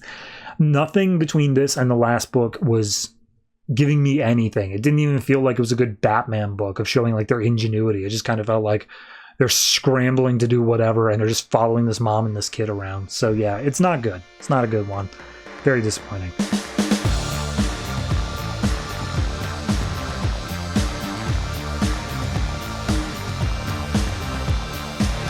Convergence, Green Lantern, Parallax, #2, written by Tony Bedard, art by Ron Wagner. So last issue, Parallax was reawoken as soon as the domes came down. He was straight up for blood, and he marched over to Electropolis, which is from Earth 6, I guess, and just started, like, absolutely tanking it, absolutely taking it out. Meanwhile, Kyle was stuck defending Metropolis because Lady Volt, Princess Volt, I don't know, whatever her name is, she just started attacking Metropolis like immediately. She was right up on it. So we see Kyle, who got blasted down earlier. He sits up and he's like, I just got hit by a lightning gun. I don't know what's going on. And I very quickly come back to it. And, or sorry, her name is Princess Fern because she has grass powers. That's right. So he gets up in front of Fern's truck and he's just like, hey, who's your friend? I thought that you were the champion. I thought we were fighting each other. And Kyle's just like, yeah, he calls himself Parallax. And if he's gone after your city's screwed, man. You better deal with that. And so they try to get in contact with the city, but it's no use because we cut over to it and Parallax is just laying waste to it. And he's like, people of Metropolis, you've brought this on yourself. You suck. You all suck. And so he's just blasting that all around. We see that eventually he gets zapped by, he remembers that Kyle got hit by the lightning blast thing, and he's just like, this is for Kyle. He was a friend of me, and you hit him, and this is sacrifices for the greater good and whatnot. Even if Kyle wouldn't like it, he just doesn't understand the Parallax point of view. And so we see the heads of state or whatever, in the absence of the king, queen, and princess, are like, Prime Minister, we can't do anything to hurt him. Everything's failing. What do we do? And then all of a sudden the roof of the building comes off and Parallax is just like, okay, you guys are in charge here. Just know that you won't die in vain. I'm going to tear this world apart until your princess shows up. And that's where, as he's about to blast them, in comes a construct from Kyle that defends them. And he's just like, hey, contact your princess, tell her not to attack my city, and I will defend your city. We'll come to a little terms here, okay? Because you got nothing to stop this guy.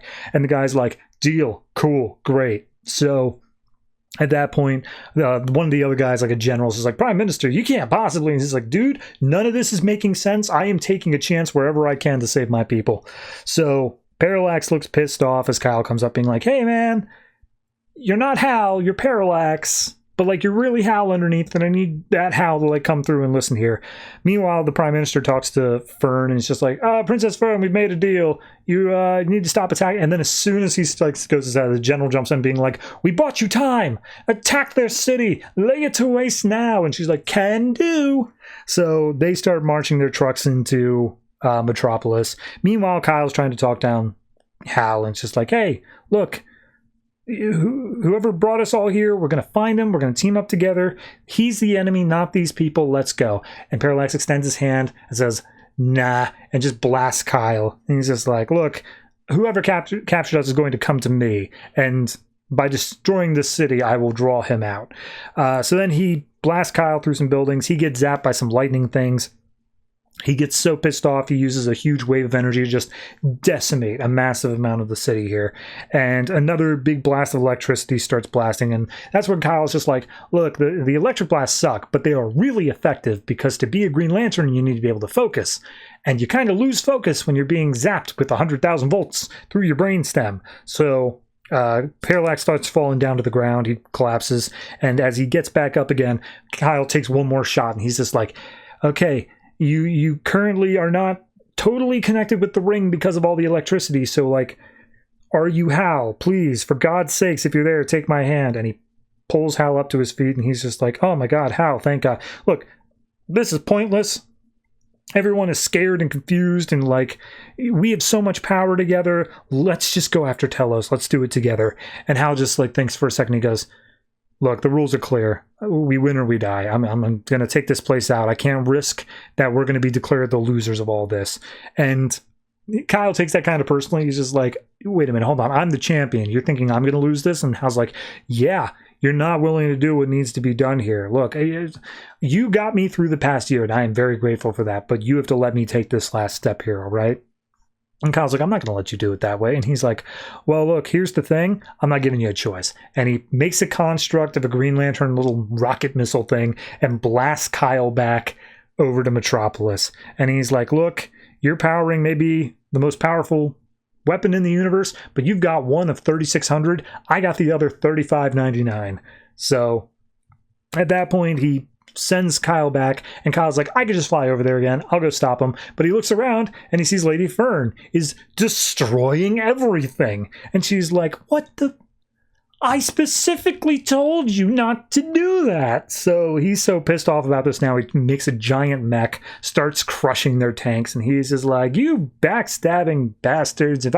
You're lucky I don't try to kill you now. You're lucky I'm not like Parallax. And they start firing off the lightning guns again, but he's blocking it with his constructs, and he's like, oh, no, that's not what's happening here.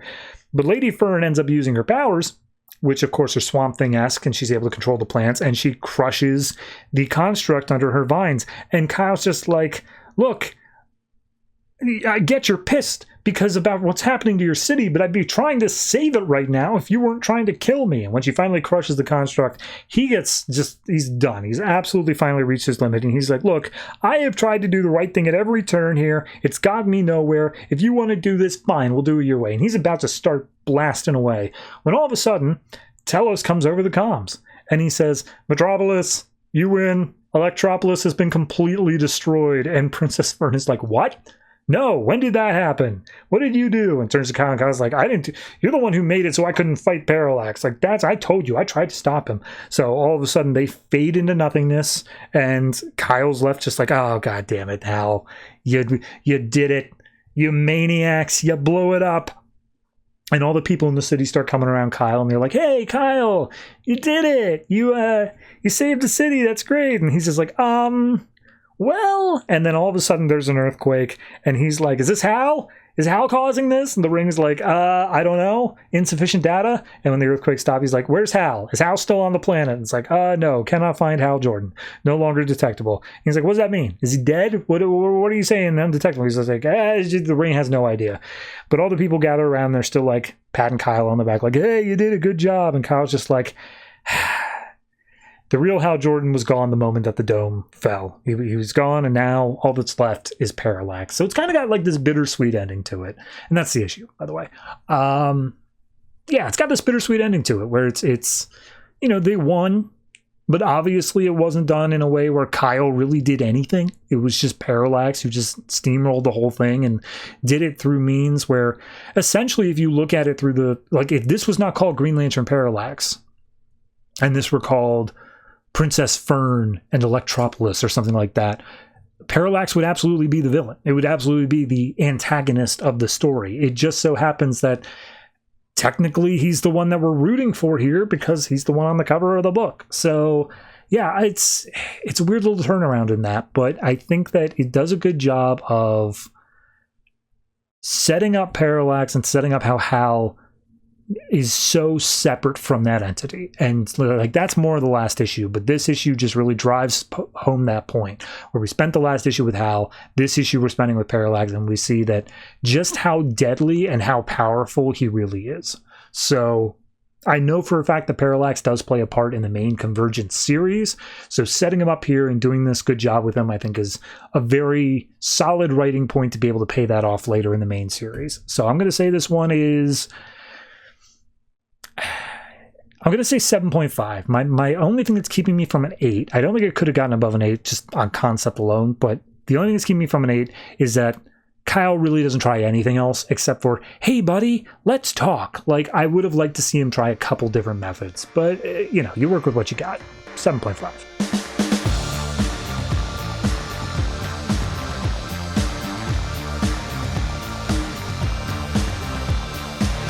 Convergence, Supergirl Matrix number 2, written by Keith Giffen, art by Timothy Green II. Last issue was about Supergirl fighting against Lady Quark and Lord Volt from Earth 6. And it was very comedy focused, and it had this whole thing where they are unsatisfied in their marriage because they're both secretly homosexual. It's a whole thing. At the end of the issue, we got an appearance from Ambush Bug, who just kind of showed up, and Supergirl was like, oh, hey.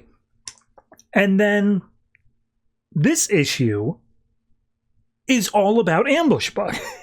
Apparently, the idea of it is that Ambush Bug, I didn't know this, has the ability of teleportation. That's kind of his thing. He can teleport apparently around the multiverse in general, and Supergirl sits down and has coffee with him somewhere in 1994, some world in 1994, and he keeps on, I'm just going to say this now, he keeps on making the joke that this version of Supergirl Matrix, smells like spackle.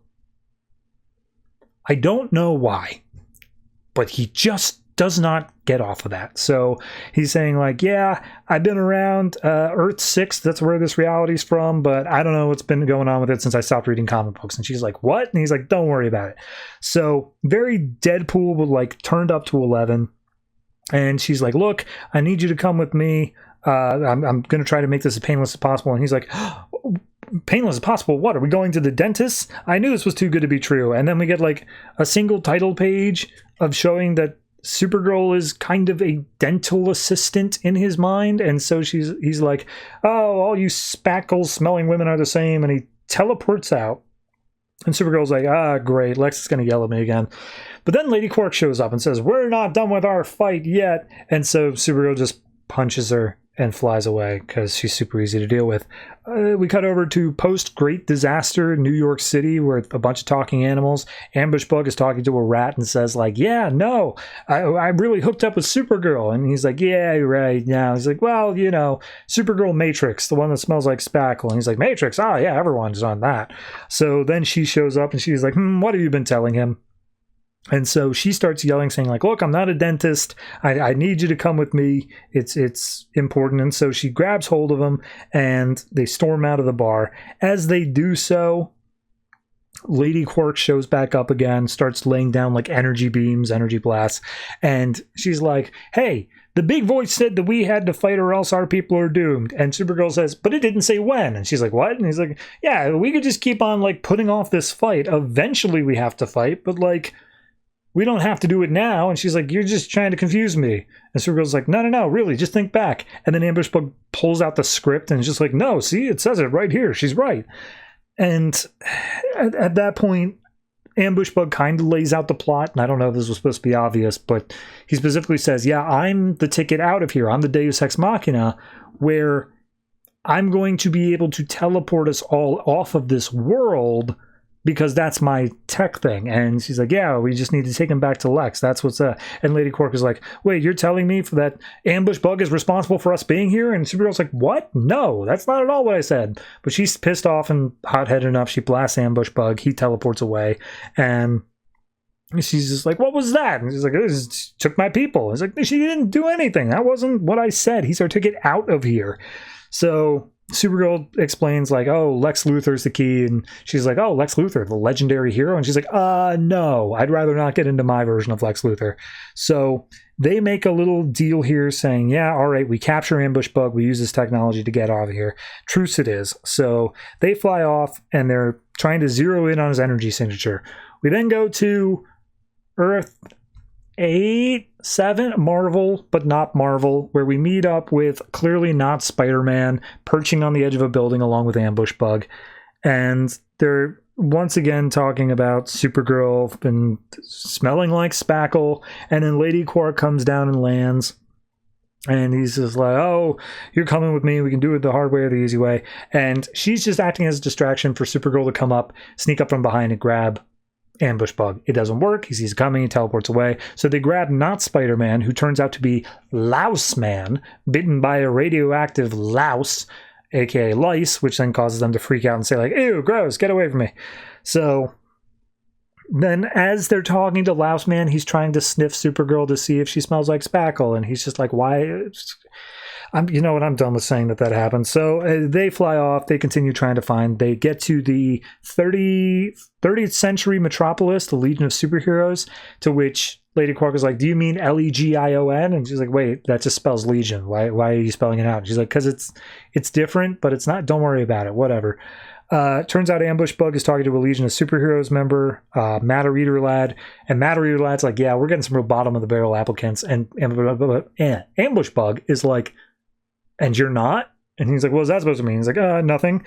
And so Lady Quark runs yet another distraction, to which point Supergirl finally manages to come in and grab him, flying in at like Mach speeds. As she hits him so fast, they end up going like a mile down away from everything else. And he's just like, all right, fine, I don't want to hear it. Hey, where did we end up going to anyway?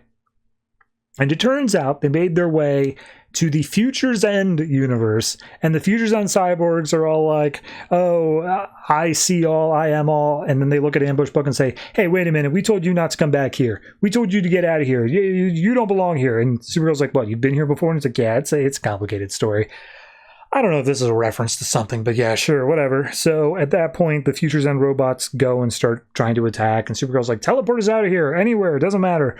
So they teleport away. They're to New York City in 1969, where we run into Officer Casey, who apparently knows Ambush Bug, and he's just like, oh, hey, Ambush Bug, yeah, come on, you gotta get moving, let's go. And they start walking down an alleyway as Casey just regurgitates a story to him, saying like, oh yeah, I got Bob and Jerry and me and Binky and those two little kids that speak in babble talk, and like Supergirl's as lost as the readers are. And as Officer Casey turns the corner, we see that this entire world that we're at here has been overrun by zombies. So Supergirl's like, that's why you brought us here, to save the day? For you think I'd care about this world that's overrun by the dead? And at that point, Casey's just like, oh, save yourselves, they've spotted us. And so they teleport out again back to Metropolis of 0 hour. And Ambush Bug's so upset by Casey, saying like, oh no, the humanity and all that. So now that they're back in Metropolis, they're like right next to Lex Luthor's headquarters. But Lady Quark shows up and says, hey, wait a minute. You said we were going to work together, but you're back at Lex headquarters. You were going to try to get to him without me and then leave me behind. You were betraying me the whole time. And she's just like, no, that's not what was happening at all. Ambush Bug just teleported us here. But Lady Quark ain't buying it, so they start getting into a fight. We see the fight ascends up the LexCorp tower, and Lex sees the fight going on, just like, wait a minute, Supergirl, I told you not to get into any fights until you brought me the teleportation tech, you stupid shape-shifting cretin. And that's where Lady Quark and Supergirl both reason, just like, wait a minute, is he always like this? And Supergirl's like, yeah, he's always like this. And she's like, you wanna take care of that? And she's like, I do. And so they just pause the fight. Supergirl goes over, beats the ever-loving crap out of Lex Luthor, probably killing him based off the amount of blood on her clothes, and says, oh, thank you so much. I feel so much better. And she's like, oh, yeah, not a problem. You want to continue where we left off? And so they continue fighting as we see Ambush Bug has his bags packed. He's watching the fight go on up above. He turns to the camera, says, ain't I a stinker? And the frickin' Looney Tunes theme basically plays us off. What? What the? Why is it every time I read a Keith Giffen book, I'm just sitting here like questioning my life choices of doing the show? Like, not even finishing like a Scott Lobdell or an Ann Nesenti book leaves me sitting there like, why? Why do you do this to me? As much as a Keith Giffen book does. It's entertaining. It's confusing. It's... art is okay. I don't know what to say about this. This is absolutely top tier of like, I'm sure somebody's continuity mind is that knows more about Ambush Bug and his history and all that could explain all of this to me in a way that makes sense. But just reading these issues, I feel like I know less about the DC universe than I knew going into it. I feel like I'm much more confused. So yeah. I don't even know how you rate this. 6? 6. Sure.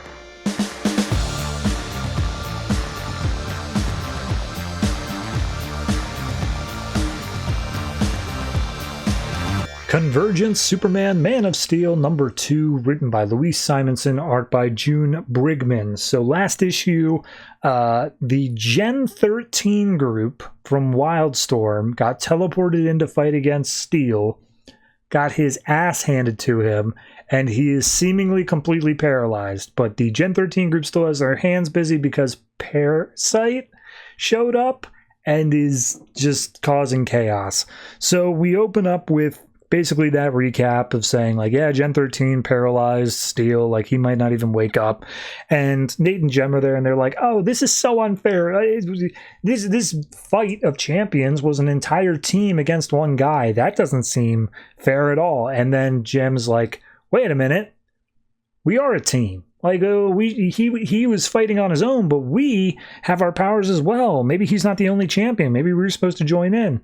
And Nate's like, yeah, I tried. And then he jumped in front of a lightning bolt or whatever, and that's the whole reason that he ended up getting paralyzed. Like, that's the whole thing. And she's like, no. It's not, because he didn't like fight with us. He was trying to get us out of the way. He needed to have faith in us. Like, look, it's not that he thinks we're losers, it's that he's guilty and all that. We just got to get out there. We have to fight for our city. That's what we got to do now. So they both put on their gear and whatnot, and they fly out.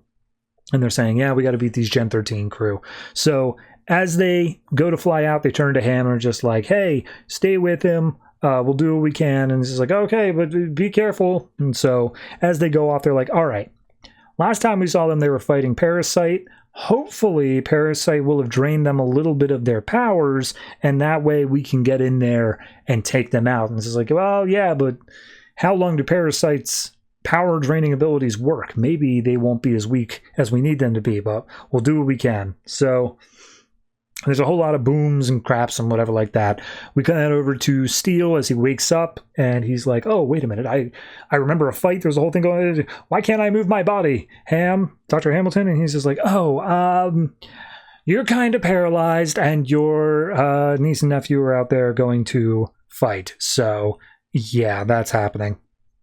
Meanwhile, he sets down the alley cat, the one who got injected, whatever, with the cells from the dome.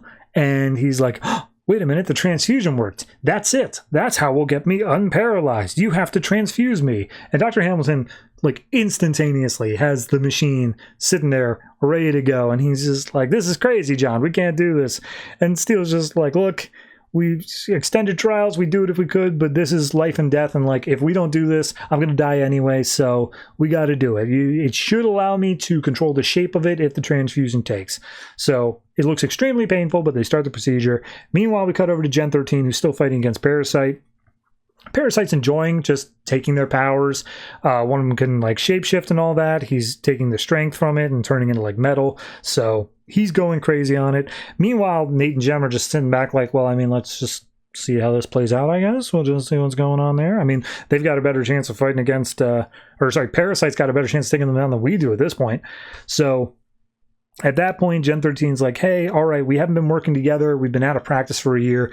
Oh, we finally are a team again. Let's make this work. So they do a plan where Caitlin Fairchild throws up a dumpster in the air. The one that controls gravity flips it over, dumps the trash on top of Parasite, and then one named Rainmaker sets it all on fire. Or maybe Rainmaker just controls the wind. I don't know.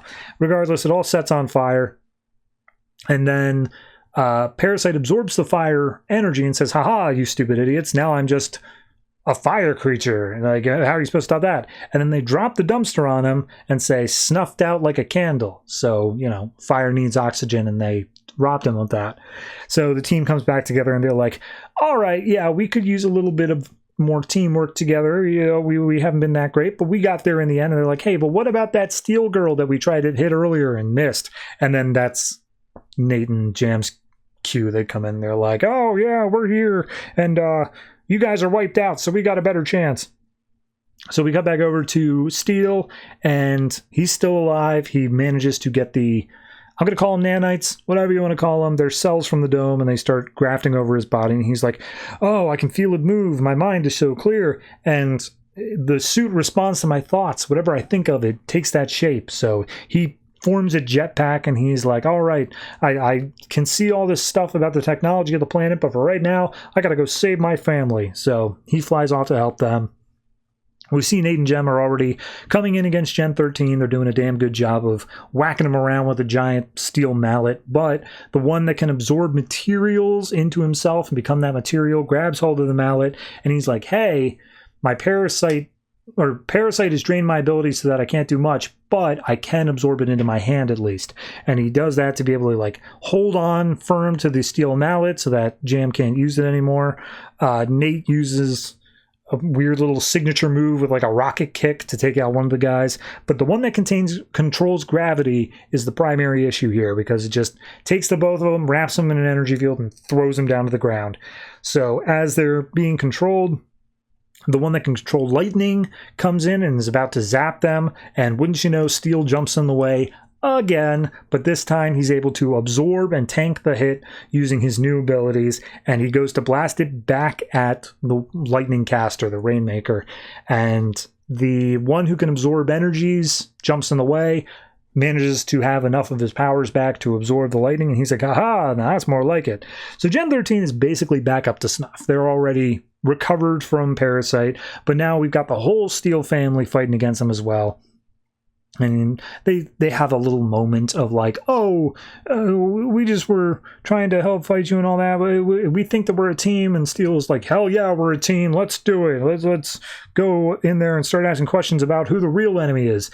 And then like simultaneously, they're about to start fighting each other until Caitlin Fairchild just pauses for a moment and goes, why are we fighting? Who's the real enemy here? I don't feel good about this anymore, guys. So Steel makes a force field around them to repel the energies, but then the gravity thing kicks in and can't repel gravity. That's just a force within itself. And as they're about to get like smashed down on the ground, Gravity One also realizes like, but wait a minute, they're people. They're a family. They're not even bad guys.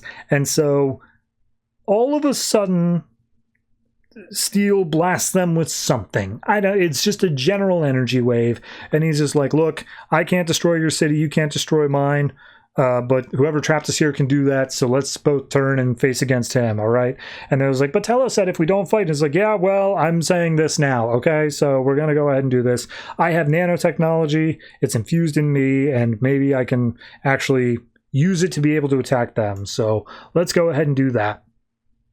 And so Caitlin, who was holding on to Nate's hammer at this point, passes it over to Steel and says, all right, we're going to go bashing the dome guy's head in. And Steel says something like that. And he takes the hammer, slams it on the ground, and seemingly he may be the cause of the earthquakes that have been happening across all the other books. Because they say, what's happening? Is it an earthquake? I don't know. But then all of a sudden a bunch of portals opened up and Gen 13 are sucked back to their own city. And Steel and family are like, oh, they just blinked away, teleported off. What does that mean? Like, what's happening? And Steel's like, I don't know. I guess the match is over, but the real battle's just beginning.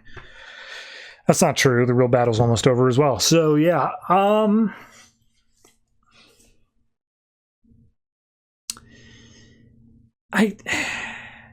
In theory, I like the idea. It does feel like it is kind of just the same as every other book.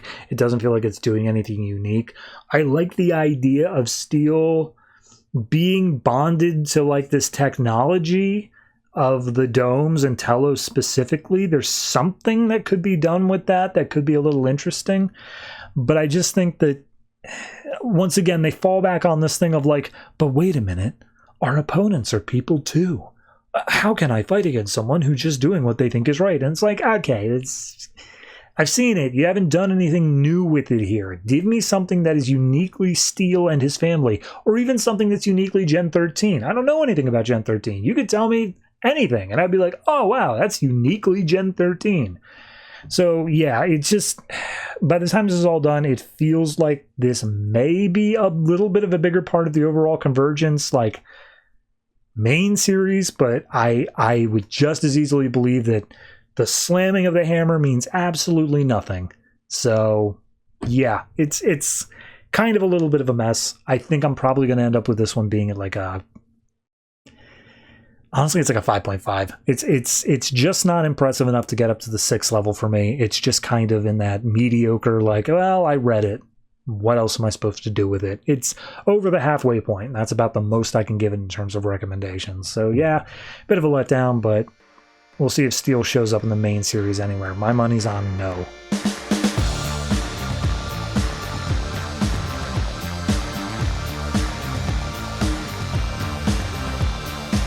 And that's it. that is all the comics that were put out by DC Comics this May 13th, 2015. And yeah, it's spoiler alert, more Convergence next week. Nothing is happening here. It's kind of like a meta-narrative sort of thing where all of these cities in Convergence were taken out of time and were just being preserved by Brainiac in this timeless state where nothing happened to them, locked away in a dome. And here I am, week 6 of 8, with nothing happening.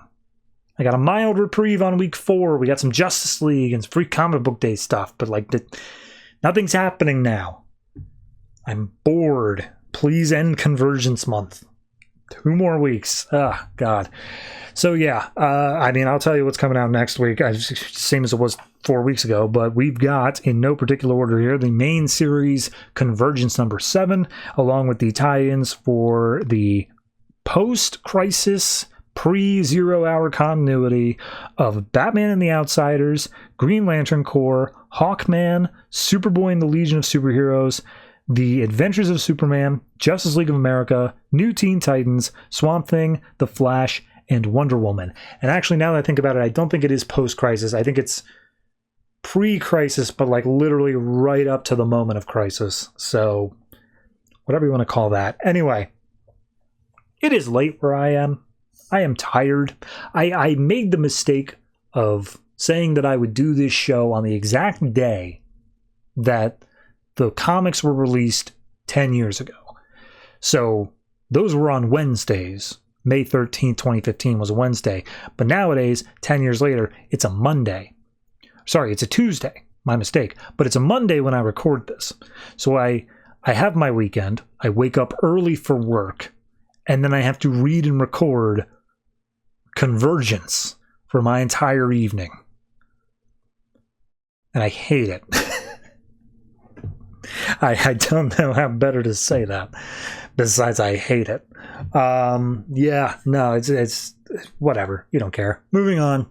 If you have anything you'd like to say about any of the comics that I've read this week, last week, any week at all, we have multiple avenues of which you can express your opinions. First is screaming into the void that is the internet. Secondarily is any one of the specific places where I'll actually hear it, such as a Discord, or a subreddit, or a Patreon, or other things that are listed in descriptions of any place where you can probably find this podcast.